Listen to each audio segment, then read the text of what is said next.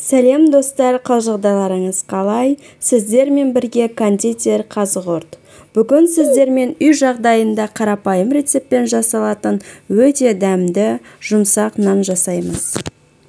Ең алдымен ыдысымызға жылы су, тұз, ашытқы, ұнымызды салып, видеода көрсетілгендей жұмсақ қамыр илейміз.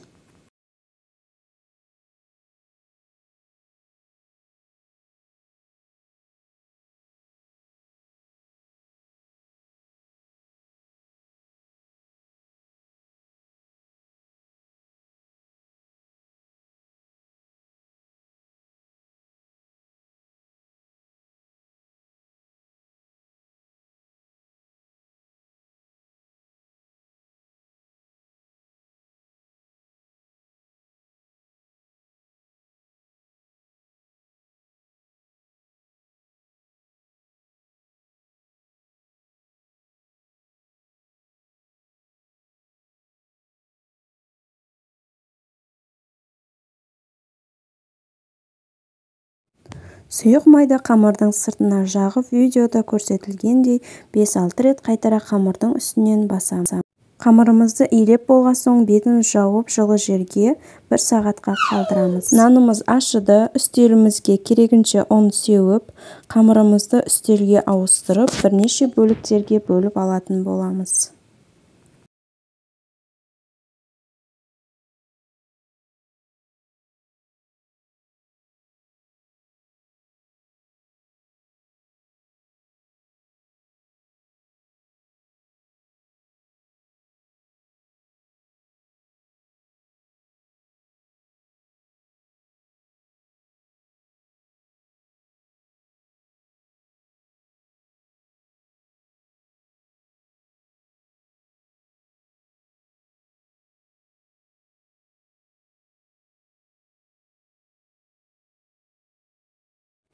Бөлінген бөліктерді дөңгелектеп, зуала жасап, асты жабыспайтын арнайы матаның үстіне қойып шықтым.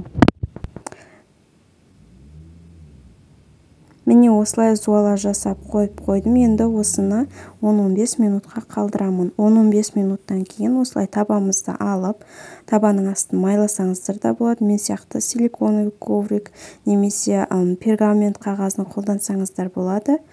Осылай бір кесеге салқын суымызды құйып аламыз.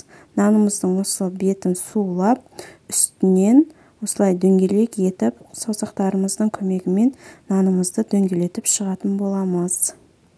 Пешімізді, менде әсел пешті 250 градусқа қыздырып, 15-20 минуттай нанымды салып пісіріп алдым.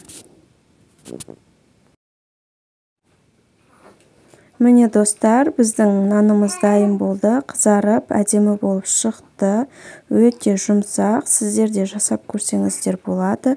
Және де менің каналыма тіркелмесеңіздер, тіркеліп, қоңырауша батырмасын басып қойыңыздар.